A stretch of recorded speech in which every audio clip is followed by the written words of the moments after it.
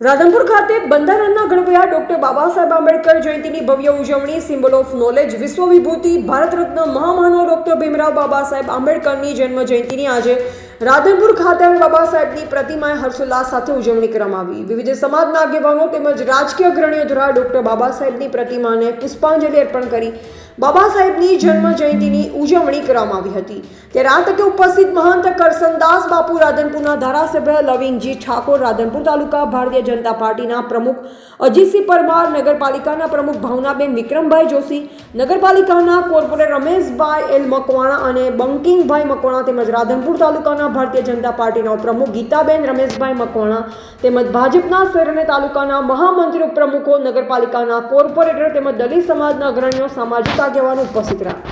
તમામ સમાજના આગેવાનો, નગરપાલિકાના પ્રમુખ આદરણીય ભાવનાબેન અને બીજા દલિત સમાજના આગેવાનો અહીંયા બાબા સાહેબ આંબેડકરને એ કાલે 13મી સંધ્યાએ એને મૂર્તિ પૂજન કર્યું, સાફ સફાઈ કરી અને આજે 14મીના દિવસે રાધનપુરમાં નહીં પણ આખા ભારતમાં ડૉક્ટર બાબા સાહેબ આંબેડકરની આજે ધામધૂમથી ઉજવણી થઈ રહી છે। કેમ કે બાબા સાહેબ આંબેડકરે દેશનું જે બંધારણ ઘડ્યું એ બંધારણને અનુલક્ષીને આપણા યશસ્વી અને યુગ પુરુષ મોદી સાહેબે, આપને ખ્યાલ હોય તો સુરેન્દ્રનગરમાં